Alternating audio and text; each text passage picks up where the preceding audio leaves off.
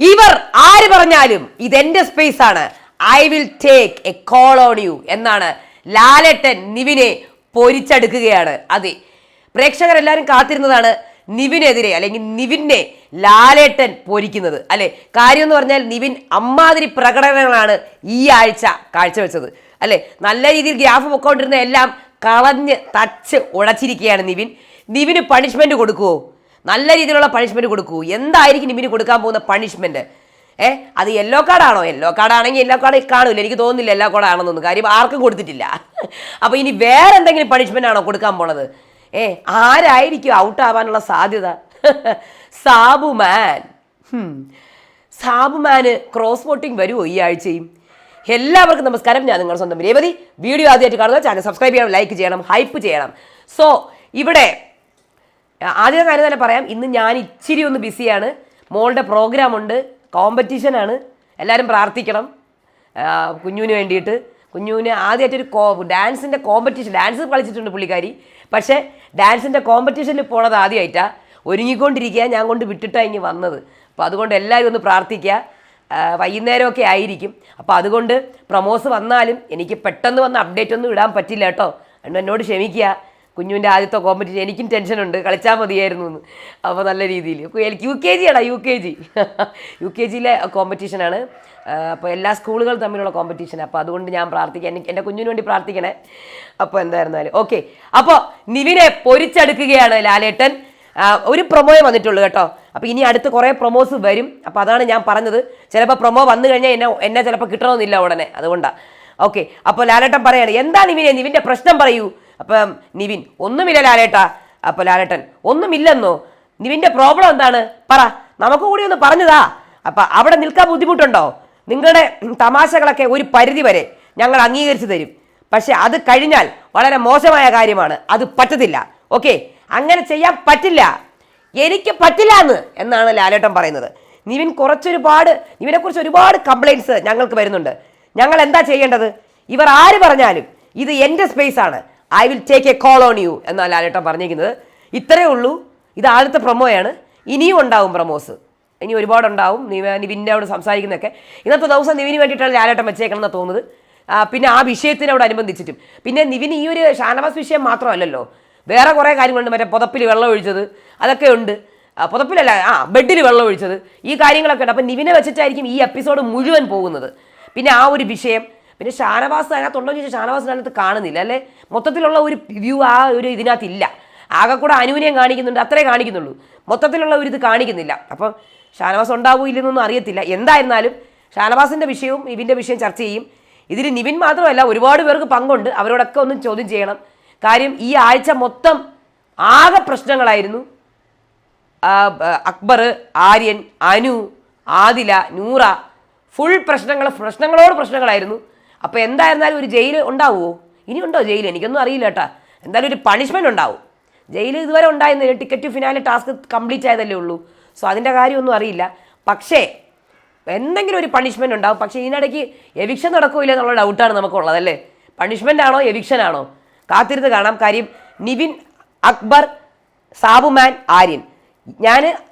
ഞാൻ ആദ്യം പറയണത് ആര്യൻ, നിവിൻ, അക്ബർ ഇങ്ങനെ പറയുള്ളൂ. അത് കഴിഞ്ഞാൽ ഞാൻ സാബുമാനെ പറയുള്ളൂ. കാര്യം ഈ സീസണിൽ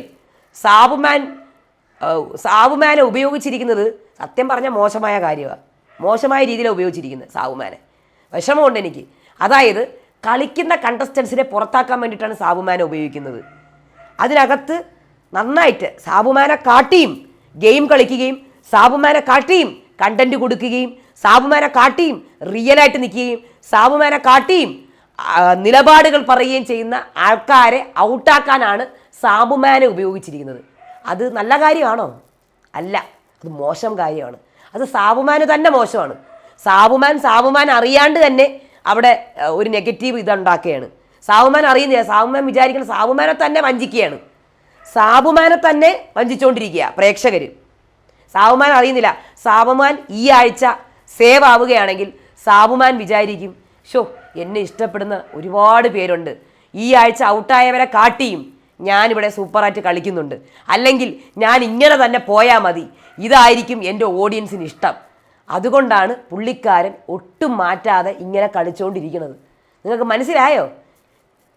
പ്രവീണിൻ്റെ റിജക്ഷൻ, എലിമിനേഷൻ, ജിഷിൻ്റെ എലിമിനേഷൻ, ജിസേലുണ്ടോയെന്ന് അറിഞ്ഞൂടാ എലിമിനേഷൻ, അങ്ങനെ എത്ര എലിമിനേഷൻസ് സാബുമാന് വോട്ട് കൊടുത്ത് ക്രോസ് വോട്ട് ചെയ്ത് പുറത്താക്കിയിട്ടുണ്ട്. അങ്ങനെ തന്നെയാണ് കണ്ടിട്ട് തോന്നുന്നത്, അങ്ങനെ തന്നെ നടന്നുകൊണ്ടിരിക്കുന്നത്. ഒരാളെ ഔട്ടാക്കാൻ വേണ്ടി വേറൊരാൾക്ക് ക്രോസ് വോട്ട് ചെയ്ത് വേറെ ആരെങ്കിലുമൊക്കെ ഔട്ടാവും. അതായത് വേറൊരാളെ ഔട്ടാക്കാൻ വേണ്ടി സാബുമാന് വോട്ട് ചെയ്യും, എന്നിട്ട് അതിന് പകരം ഔട്ടാവണമെന്ന് വേറൊരാളായിരിക്കും. ആ രീതിയിലുള്ള എവിക്ഷൻ എത്ര എണ്ണമായി? ഇതിനകത്ത് ആരാ കുറ്റക്കാരൻ? ഈ ക്രോസ് വോട്ട് ചെയ്യുന്ന ആൾക്കാരാണ് കുറ്റക്കാരൻ.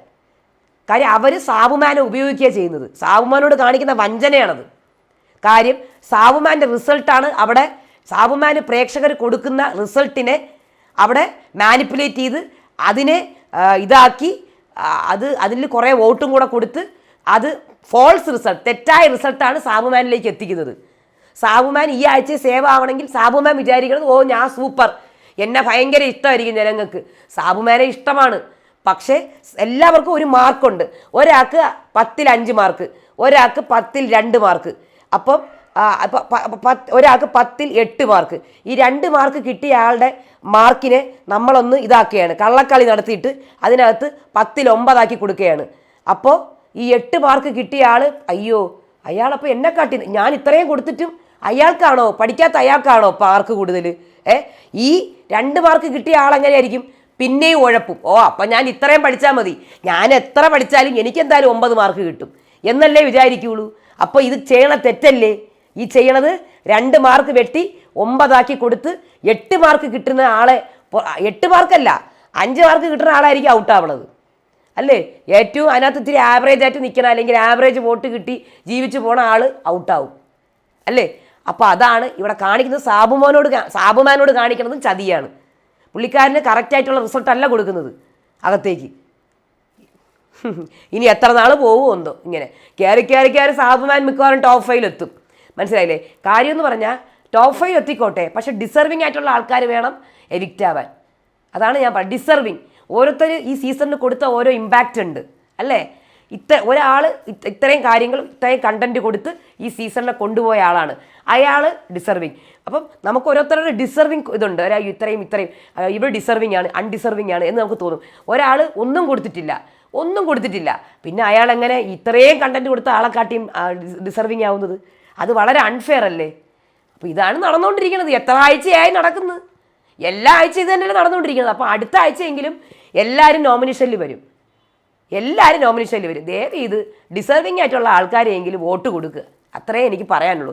അവിടെ കണ്ടന്റ് കൊടുത്തവരെ, ഈ ഷോയ്ക്ക് വേണ്ടി കോൺട്രിബ്യൂഷൻ നടത്തിയവരെ, നമുക്ക് എന്തെങ്കിലും കണ്ടിരിക്കാൻ തന്നവരെ, അങ്ങനെയൊക്കെ ഉള്ള ആൾക്കാർക്ക് വോട്ട് കൊടുക്കുക. അത്രേ എനിക്ക് പറയാനുള്ളൂ. അടുത്ത സീസണിന് വേണ്ടി ഞാനും കാത്തിരിക്കുകയാണ്. അയ്യോ ഒരു പിടി നല്ല കണ്ടസ്റ്റൻസ് അപ്പോഴെങ്കിലും വന്നാൽ മതിയായിരുന്നു എന്ന പ്രാർത്ഥനയോടുകൂടി നിർത്തുന്നു കേട്ടോ. അടുത്ത വീഡിയോ ആയിട്ട് വരാം. അതുവരേക്കും ബായ്.